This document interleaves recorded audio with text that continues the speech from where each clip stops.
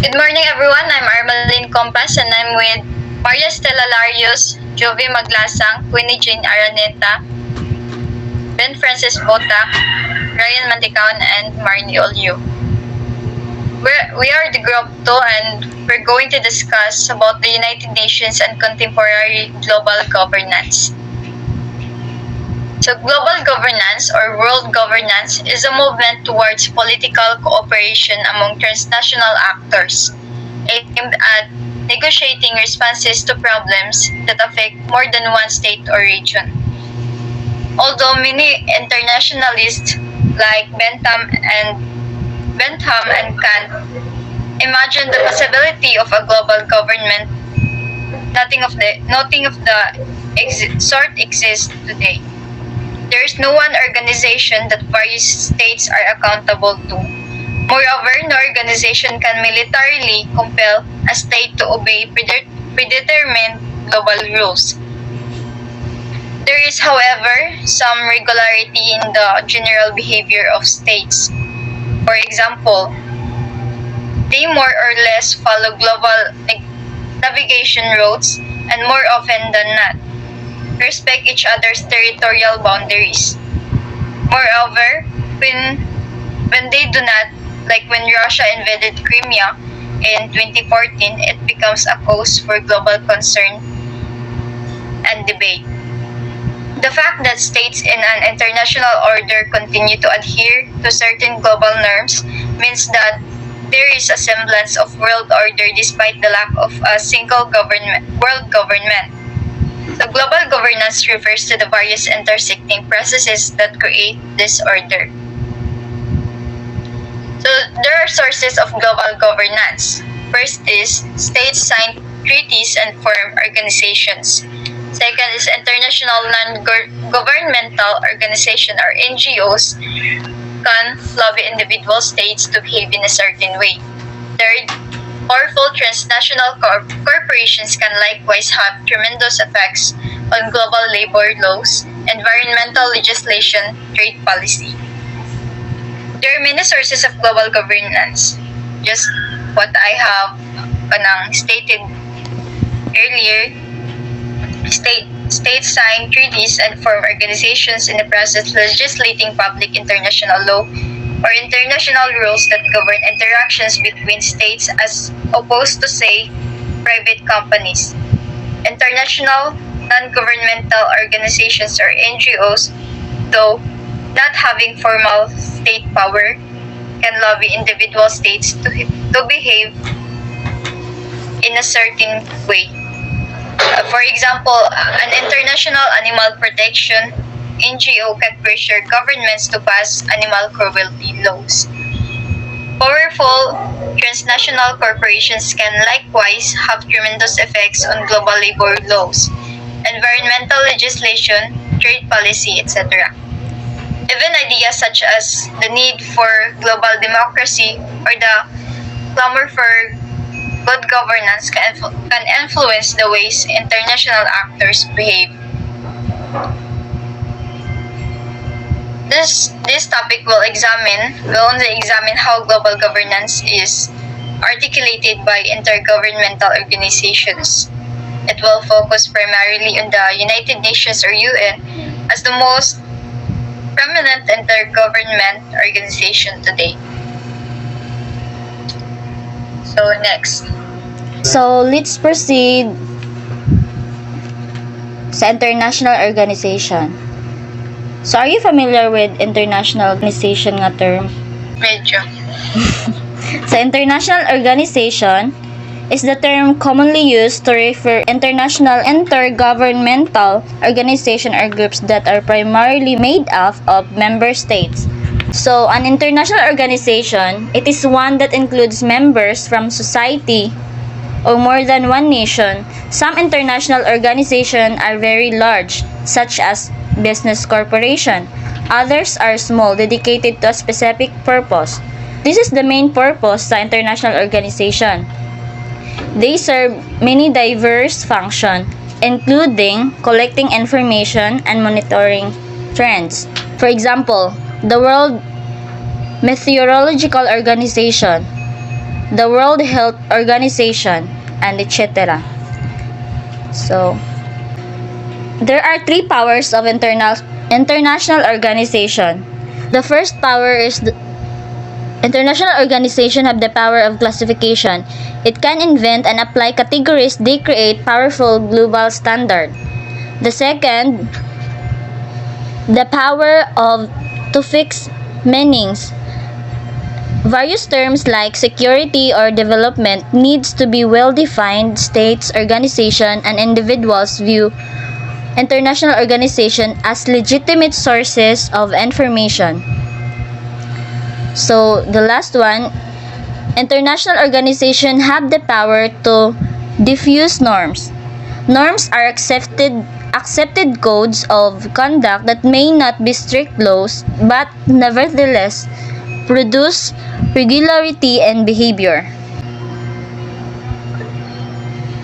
The United Nations is an intergovernmental organization that aims to maintain international peace and security, develop friendly relations among nations, achieve international cooperation, and be a center of harmonizing the action of nations.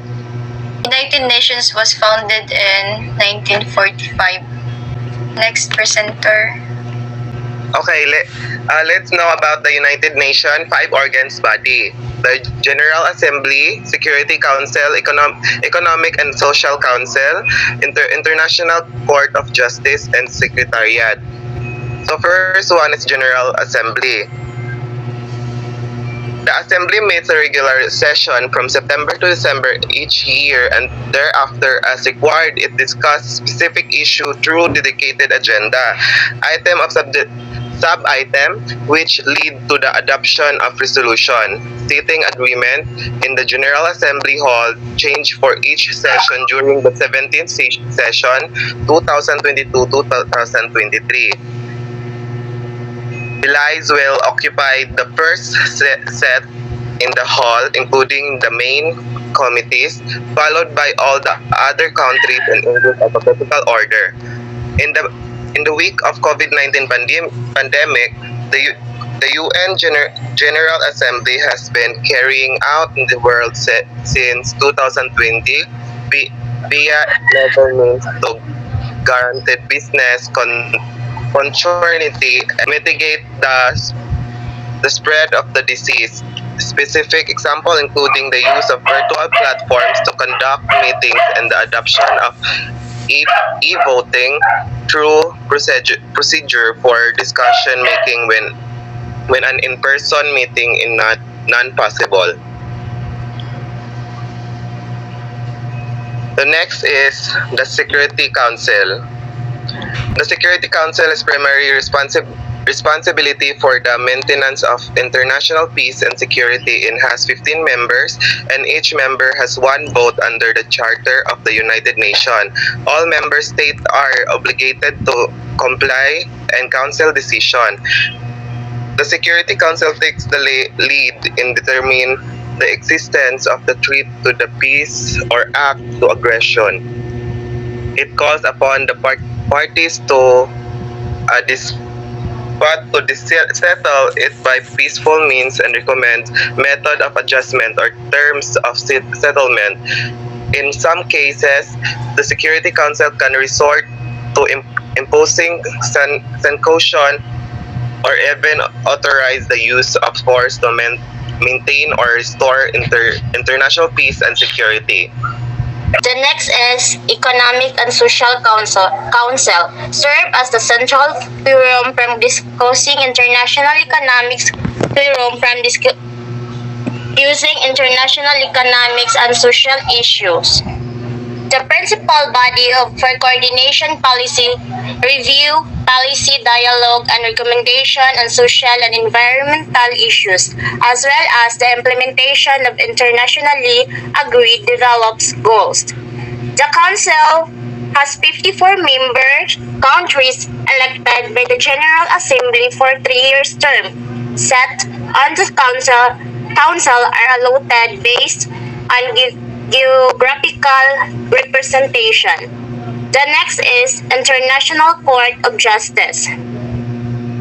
Sometimes known as the World Court, is one of the set principal organ of the United Nations to settle in accordance with international law legal dispute submitted to it by state and to give advisory opinion referred to it and authorized United Nations organs and specialized agencies. SC may enforce the ruling of ICT, but this remains subject and 5 veto powers, issues legal opinions, render judgment period, relative majority. Its 15 judges are elected by the UN General Assembly for 9-year term. In the late 1960s, Salvador Ponce Lopez was born in the Comiromao, Ilocos Norte, was a Filipino writer, journalist, educator, diplomatic, and statesman. It was chairman of the United Nations Commission of Human Rights. Next reporter. The fifth one is the Secretariat. Secretary General and tens of thousands of international UN staff members who carry out the day-to-day work of the UN as mandated by General Assembly and the organization's other by principal organs. It is also to support the other UN bodies. Moreover, it is also to compile and prepare background materials on a variety of subjects so that representatives of government can review the information and other offer recommendations. The role of the Secretariat is to carrying out the decisions taken by various United Nations institutions.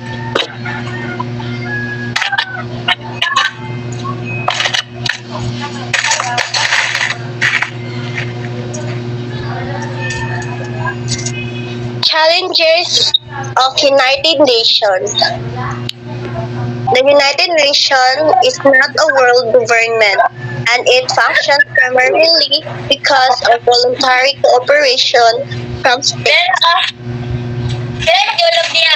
If states refuse to cooperate, the influence of the United Nations can be severely circumscribed. Issues of security, as mentioned, the United Security Council is tasked with authorizing internal acts of military intervention.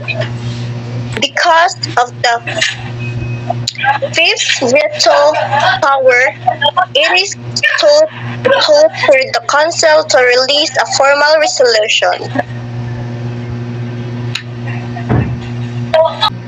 Next is the challenges of United Nations.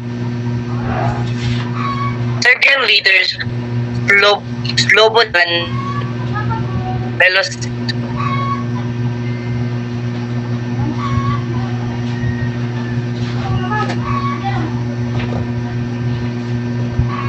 Challenges of United Nations. Serbian leader Slobodan Milosevic was committing acts of ethnic cleansing against ethnic Muslim Albanians in the province of Yugoslavia.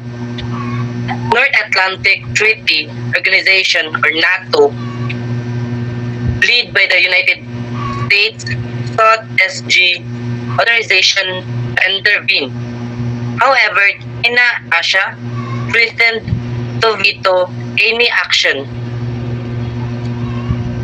Russia has threatened to veto any SC revolution against Syria. When the United States sought to invade Iraq in 2001, it claims Iraq's Saddam Hussein had weapons of mass destruction that threatened the world. However, UN members Russia, China, and France were unconvinced and vetoed the UN resolution for intervention, forcing the United States to lead a small coalition of the willing with its allies. Next, pagyud ana day. Next pa. Ay, ano na ba? United Nations today, on April 24, 2020, the UN, uniting with many partners, launches the Access to COVID-19 Tools Accelerator. On March 1, 2020, the UN released $15 million. On March 23, 2020, the Secretary General called an immediate global ceasefire. So, in conclusion to this, global governance is such a complex issue that one can actually teach an entire course in itself. This lesson has focused on the IOs and the United Nations in particular. International organizations are highlighted because they are the most visible symbols of global governance. The United Nations in particular is the closest to a world government. What is important to remember is that international institutions like the UN are always in a precarious position. On the one hand, they are groups of sovereign states. On the other, they are organizations with their own regionalities and agendas. It is this tension that will continue to inform the evolution of these organizations. However, note that there are many institutions, groups, and ideas that hold international and global politics together. That's all. Is there any question? I know, wala mo yung mandubag. Tama.